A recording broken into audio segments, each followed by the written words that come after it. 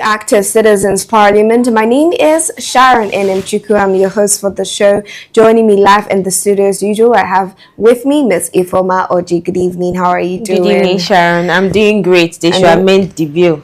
That's how I'm feeling. We're going straight to the stories for today. Lawmakers have slammed FG, the federal government, for prioritizing $9 million lobbying deal over protecting Nigerians. Now we're hearing that Mr. Peter B joined the youth at the National Assembly to protest for mandatory electronic transmission of results in real time. Now also we're seeing at the same ground for that protest, Aisha Yusufu has come out to call for the removal of Senator Godswill Akpabio because of the controversial order on the electronic transmission of results.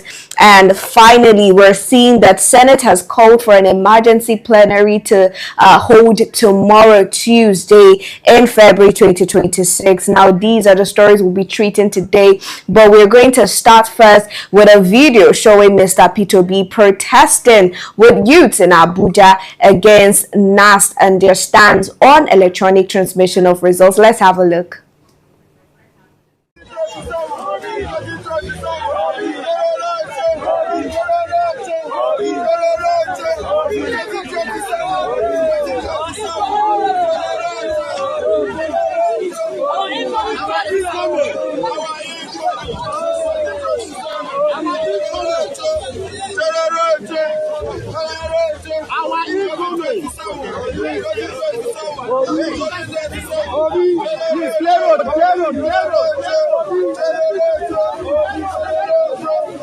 Simple transmission.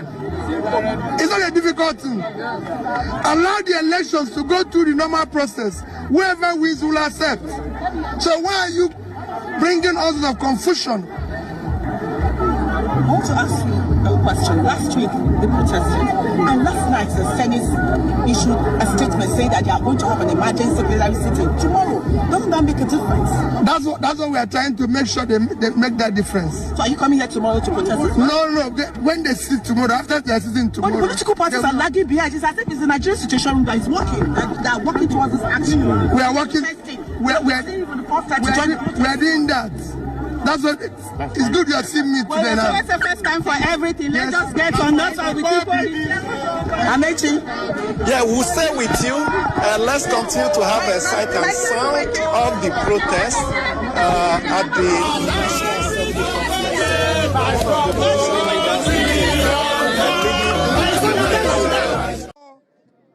Free, transparent election process. I thank all of you. We must have a better and a new Nigeria where all of us can be proud. It's funny that a lot of people have cried out for the likes of Mr. Peter B, Atiku Abubakar, and opposition leaders to come out and lend their voices to this particular issue. And I also see some people calling on the City Boy movement headed by the president's son, Chidi Tinubu. And it is going to make a lot of Nigerians happy to see that Mr. Peter B have come out to heed that particular call. But still in this protest, let's take a look at more videos circulating through social media and then again return to the studio.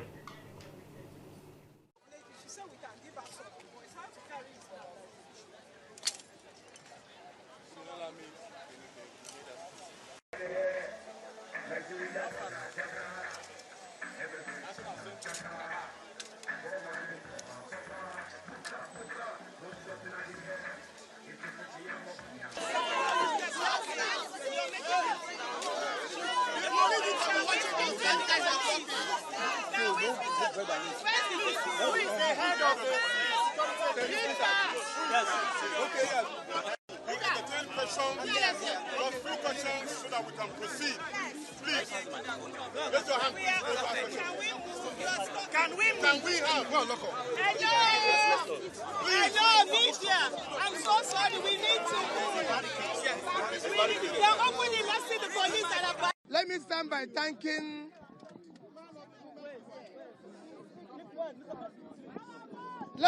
thanking passionate Nigerians that have come out this morning to be able to be part of this just demand for free, transparent election process. I thank all of you. We must have a better and a new Nigeria where all of us can be proud to say we are Nigerians. Our demand here is just, it's simple, it's not a complicated thing. That's why we're here this morning. The police have advised us that we cannot go beyond this gate. As law-abiding citizens, we are accepting that, but we need to address our concerns about this country and the election. What we want is an electoral process that is transparent from beginning to finish. Our demands about the amendment is simple. Let us have an amendment that allows first, let no qualification of people who want to contest the election. And that qualification must be advertised. So if anybody says, I went to this primary school, I went to this secondary school, I went to this university, people are supposed to know about that. And that process has to continue through party primaries and everything. And finally, the election must be transmitted electronically from the polling booth direct. We don't want any transit point any longer. Let people watch it. That's what is happening in South Africa. That's happening in Ghana. That's happening everywhere. The giant of Africa have refused to be giants in anything. We cannot continue to shame Africa. We now want giant of Africa to be true giants of Africa. And the only way we can do it is to live a transparent, honest life, starting from our the giant of Africa, but we're not the giant at anything. What a remark coming from Mr. Peter B, the presidential candidate on the Labour Party in 2023. Now, these are videos that are showing him actively participating with Nigerians on the ground in Abuja, protesting against the electronic transmission of results that wasn't passed by the Senate just last week, and he has called for this to be revisited alongside the likes of Aisha Yusufu, Randy Peters, Mama P, and millions of Nigerians. But let me get your take, Ifoma. We really wanted to see Mr. Peter B at the front line during the protest, but he's here now. Let me start by maybe correcting Mr. Peter when he said that the giant of Africa, we are the giant of Africa, but we are not giant of Africa in anything. I would love to say that the citizens of Nigerians wish to be giant of Africa in everything, but its leaders has refused vehemently that we will not be giant of Africa in anything. So I think I love let me just put it out there. Then, you know, we've always loved Mr. P2B to step out. We didn't want this entire campaigning on X, campaigning on social media as an opposition party. We really needed him to step out in the street and work with the people. Let us see that at least in 2023 that we supported him to against the status quo in Nigeria, that is still existing up to date. And I love the fact that he heard the advice of the people, he heeded to the advice of the people, and he stepped out, you know, with a lot of people, like you said, key notable activists, to protest against this quagmire in Nigeria. I love it, and I want it to just continue that way. Now, talking about the multitude of people that appeared today, it means that Nigerians are already coming together. Now it's no longer about religion, it's no longer about your race, different denomination and the rest. We are now having one united voice, one united front, and we are fighting against criminalities and all of its malpractices that are going on in Nigeria by our leaders and their cohorts. But before I continue with what I'm saying, maybe I should pass the microphone before I say too much, because I have a lot to say. All right, well said. And I think for us Nigerians, it's not as though we need these people to come and feed us or tell us what to protest against or what to protest for, but it is encouraging, and it shows that we're together in our bid for good governance, where we see people who are used to lending their voices to national and global issues to also come out when issues like this arise, to show where they stand with the people. And I think also I've seen Mr. Peter, but I also want to see Atiku Abubakar, who took second place during the 2023 election, because this means that it would affect the opposition more than it would affect the ruling party. Now, let's take a look at another video from Aisha Yusufu, who has come out to call for the removal of Senate President Senator Godswill Akpabio, and then we'll come back for more conversations. Among equals, the fact that he's Senate President, he only has added responsibility. Impeach him if he does not want to do what the people want, and that's on period. And the one that you come out and tell us that you are helpless, you are not helpless. Nigerians voted for you. You are the activists in government. Everybody in the National Assembly is the activist at the national level. You're supposed to fight for Nigeria. You're supposed to hold the executive accountable. So do not come and be playing on us as if you are helpless. You are not victims here. You are participants in this whole effort to disenfranchise Nigeria. It's either you are an active participant or you are a passive participant. And so therefore, do not stay there and think that you are helpless. You are not. All you need to do is move the motion and ensure that Akpabio is removed. And on the issue of electronic transmission of results, I see people saying that if there's no electronic transmission of results, there will be election. That does not even come up. There must be.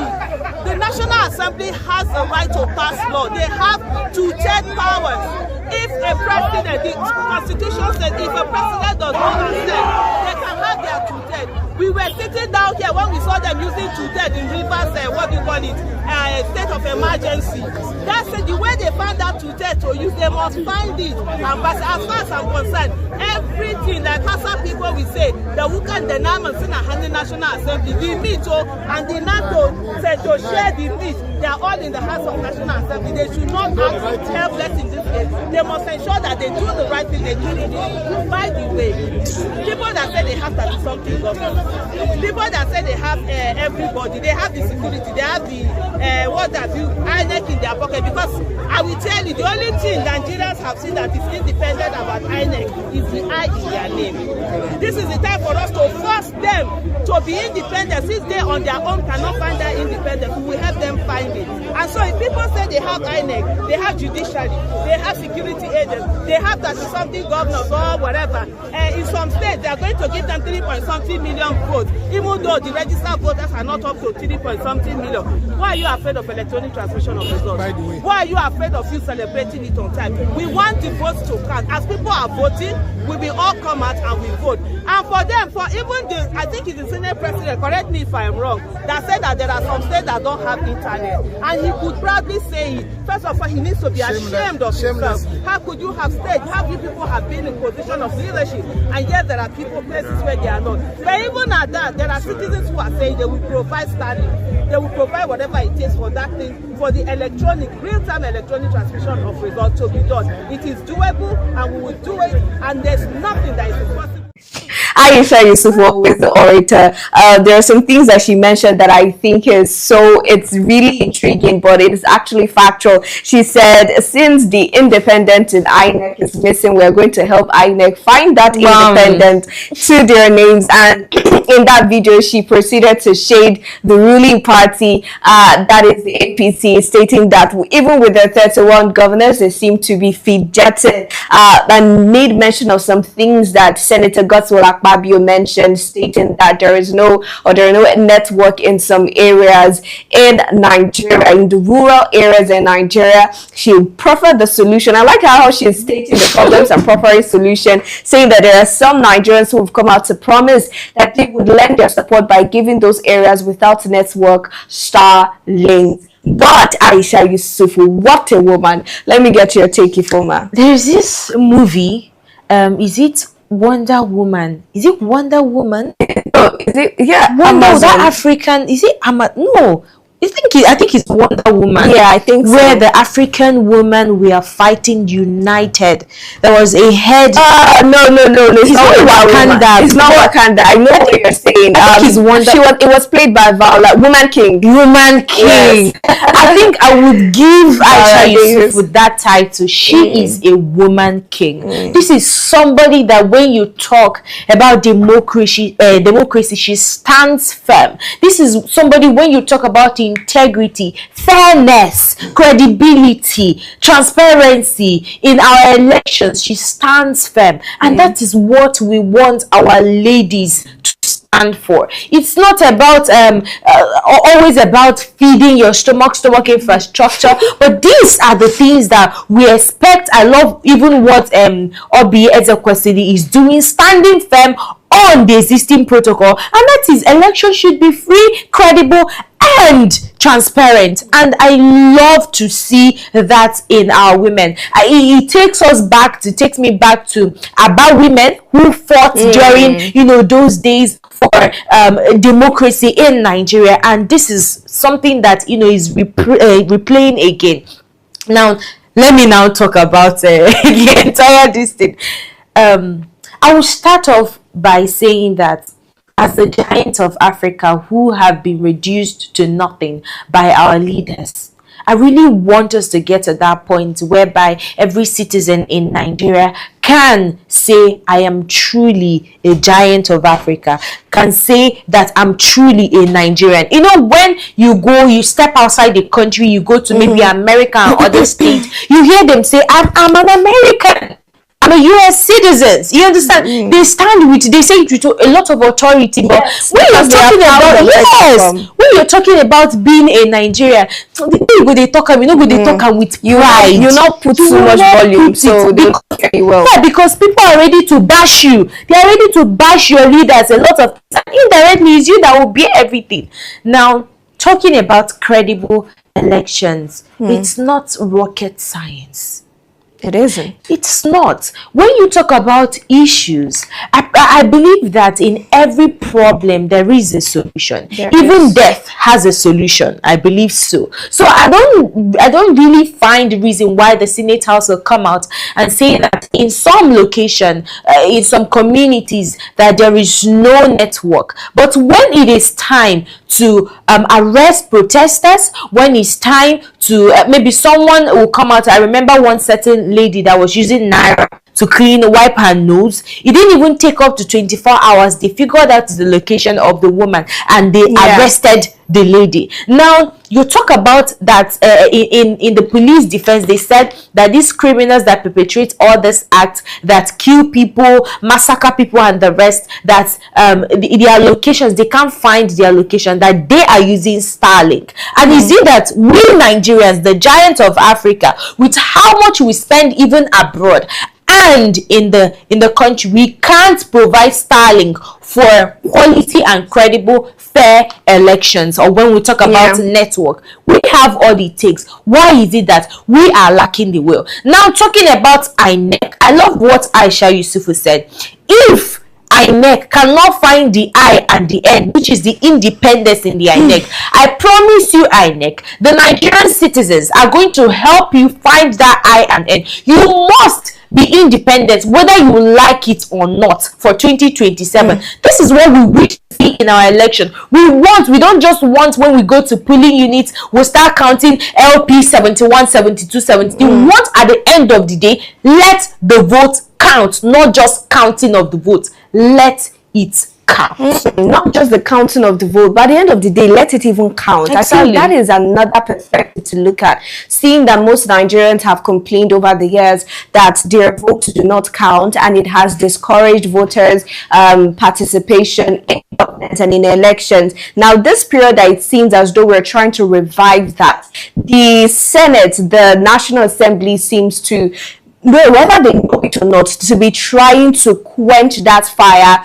that is trying to be rebuilt, or that is trying to come alive in the hearts of Nigerians when it concerns leadership in Nigeria and their governance. And seeing Mr. P2B, seeing Aisha Yusufu, seeing Mama P, and seeing Randy Peters as well at the forefront. And this is not the first time we're going to see the likes of these people forefronting at the forefront of events like this and protests like this. They've always been consistent. Randy Peters in particular has a particular t-shirt where he talks about INEC reforms and asking what happened during the glitches, and it gladdens my heart to see him again in Abuja protesting against the stance. And I do believe that just with the attention this has gathered, the people who have come out to complain, this is what has even led to the Senate asking for an emergency plenary, which is going to hold tomorrow, to sit and reconvene on this particular issue. And the protest is still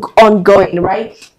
And I also think it is amazing to see the likes of Mr. P2B there at the forefront as well, talking about the need for good governance. And like he mentioned, this is something that is done in South Africa, it is done in Ghana, it is done in other countries. And I wonder why the giant of Africa, which is why I agree with what he said, the giant of Africa but giant at nothing, will not have a free fair election, even though that there will always be talks of rigging. Don't put it to our faces. Don't change the constitution. Don't change the reforms that would fit and suit a certain people over the general masses and what they want and wish for themselves. Now, when you go on social media, on X to be specific, you would see a lot of comments on this. We're seeing comments from people like the Beam, who said, Senator Godswill tagging him, your attention is needed here. Don't play with Nigeria. Oyechima says, okay, Chief and Queen says, no more lies, no more stolen votes. We demand real electoral reform now. There's power in numbers. And finally, I'll take one more comment. This is coming from Ikosi Empire, who says, I'll be at the venue tomorrow by the grace of God. I'm not coming. I'm with big pots to cook food there for you guys. I'll be there with my guys in different parts of this nation and outside the nation. I love when you read the entire comment section how prepared Nigerians seem to be for this part. So you see this one, they don't seem to be letting go anytime soon. Yes, I like that they've made up their minds sort of that this would change. But tomorrow, with the Senate coming out to have an emergency plenary for this particular issue, someone asked, a reporter asked Mr. P2B a question. She said, oh, we're going to have the emergency plenary tomorrow. Isn't that enough? Right? And I want to ask you, do you think it's enough for them to have an emergency plenary tomorrow? It's not enough. Because this issue is not really something that should hold much water in the first place. Like I said during the afternoon show and morning show, I said technology is advancing, and as technology is advancing, we need to advance too with technology. So it's not really something that is hard. This is a unanimous decision by the Senate House of Assembly for the bill, which is the electronic transmission of voter results to be transmitted to IREF. So I don't really understand why the Senate president had to go ahead to pass or hit the gravel in what's it called, corroboration for the 2022 Act, which is transfer. So that is when we talk about, I said that with what happened and with what that act of his, it's more like he is an enemy of democracy, and you cannot tell me otherwise. If he is not, he wouldn't actually do that or perform that act that he did, going against the decision of the entire National Assembly. This is somebody that some people will say is the weapon fashioned against Nigeria and democracy. Now, talking about if the Senate House are going to if it is enough, I think I've answered that, but is it going to really change water? That is something that I am yet to find a suitable answer for. But for the Senate president, because I've really watched how he goes about passing this bill, most of the times he doesn't give people the opportunity to even say a prayer. I remember a certain senator came out and was saying that Nigerians deserve free and fair election. He didn't even give him enough time. He said, next person, next prayer. Yeah. He doesn't give people time to talk. And there was a time this same particular senator was talking, and the next thing I heard the Senate president, those in support say aye, those in support, Abaribe was where he was, Senator Abaribe was where he was. I was saying that I can't hear what he is saying. What is he passing? What law is he passing? That is to tell you that there are a lot that we are yet to see going on in the National Assembly,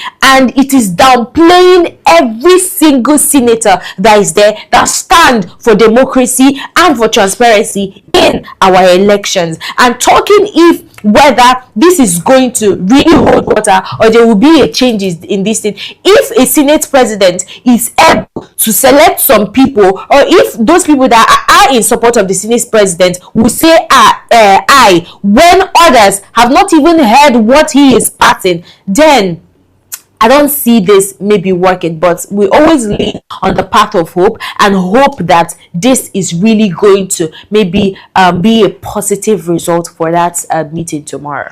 All right. And then I also think that because of the pressure from social media, and not just social media this time, now offline, the people pressuring the protest, that we might hear something different. But how different is what I don't know. Exactly. Now, David Mark, we're seeing a video of David Mark replying to Akpabio, and I want to highlight what he said. He said to Akpabio, just pass the law because that is what the people want. Let INEC now decide if they can do it or not. Do not speak for INEC. And I couldn't agree more with David Mark right now, because when you hear what Senator Godswill Akpabio have been saying all through, it is just the challenges and how hard and impossible and difficult it is going to be for INEC to electronically transmit the real-time results to the IREF. And to be honest, he is not the INEC chairman.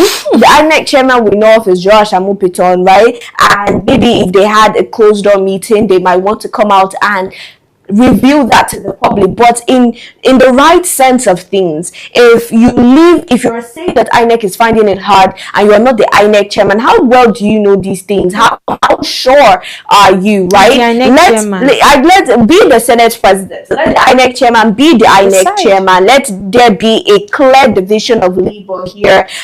So I like the fact that even within the Senate, there are still senators who did not approve to this law, who did not pass this law, who were not in support of this law being passed, and they are coming out gradually to lay their voices or to speak up to this particular issue. And I want to see what would happen tomorrow. There's someone else asked Mr. Peter B a question and said, oh, do you still come out to protest tomorrow? Oh, he said, let us wait and see. Let's wait and see what happens tomorrow after the emergency plenary. But like you said when you answered the question initially, you don't know if this would really change anything, if it's going to change waters. If they hold the plenary, they might still come up with something, right? And just switch it a little. Yes. And but not giving the people exactly what they want, because we know what's the implication. It means that they cannot hide behind any excuse. They cannot hide behind okay, we lost some transcript on our way to the polling unit, or on our way to INEC office from the polling unit. There really won't be a lot of room for excuses when we narrow it down to immediate transfer of vote from the polling units, which is what everybody wanted. But when you look at the last election, this is what a lot of people contended, and even when they went to court, this is what Mr. P2B brought up as what he called the fact that the results in the polling units, when it was later announced, did not correlate. Right now, what is your take on that? On the fact that it is so easy for you to manipulate things from just a short period of time when you leave the polling unit and get to the INEC office. And this is obviously what Nigerians are fighting against. But we also saw that Senator Godswill Akpabio came out to say that, even that time, we saw P2B winning. He didn't mention P2B, but he said, we saw there. We in different regions, right? But what is your take on all of that? I think I would say this is the consequences or the dangers transfer votes.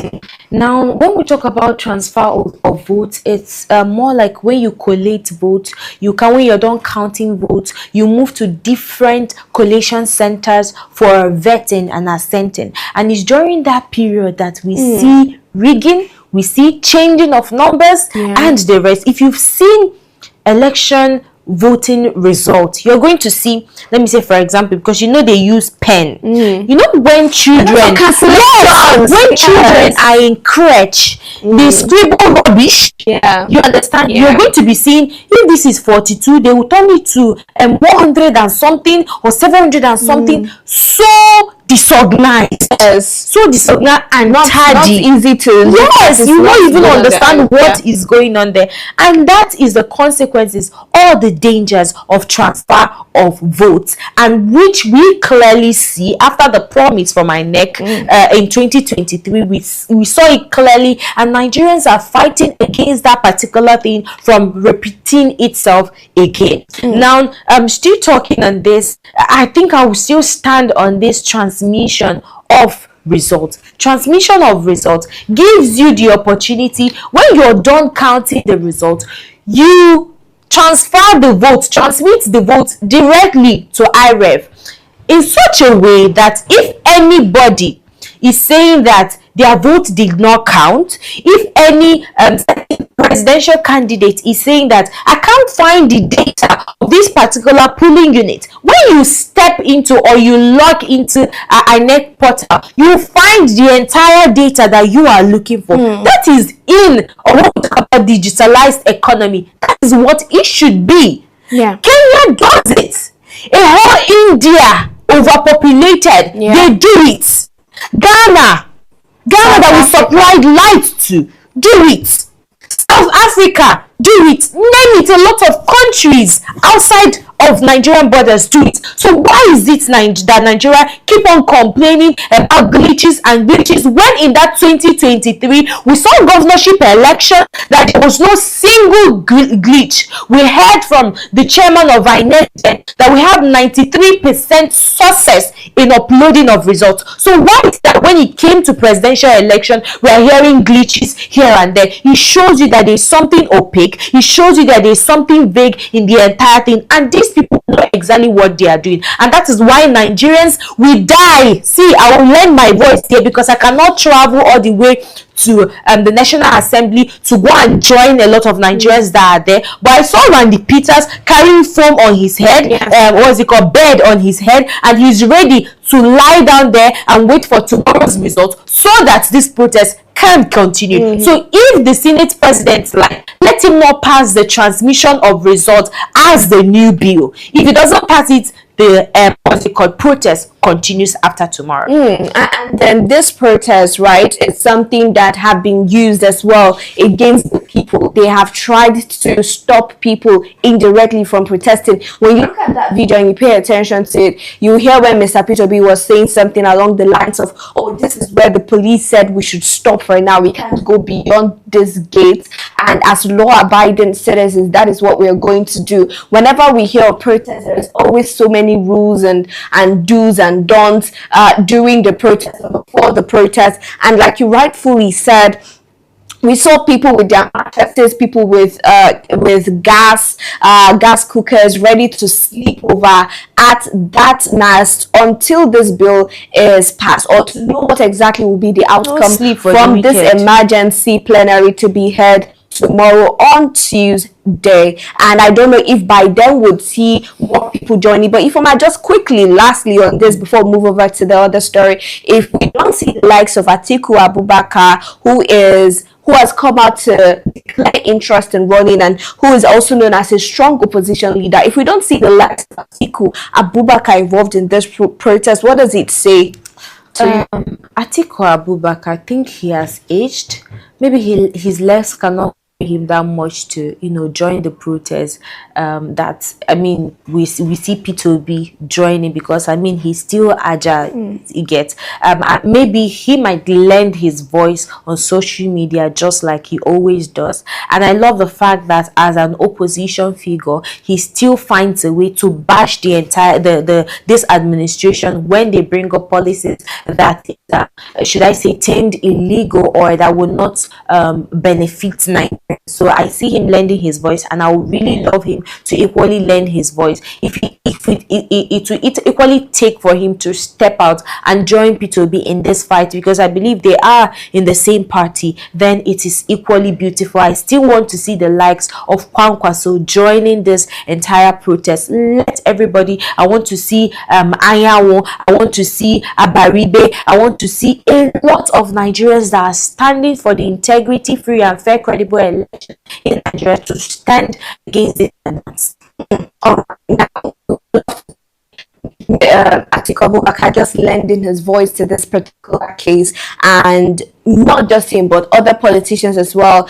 Anyways, we have to move over to the second story for this evening. We're seeing that US lawmakers have come out to slam the federal government for prioritizing a $9 million lobbying deal over protecting its citizens. So this is really saddening, honestly, and disgraceful to see that the US lawmakers came out to say and accuse the federal government of Nigeria for engaging with lobbying companies who their work is, or what they told them to do was to downplay the violence and Christian genocide happening in Nigeria. And we heard about them contacting the likes of K Street lobbying firm DCI, paying them the tune of $9 million, which is $750,000 a month.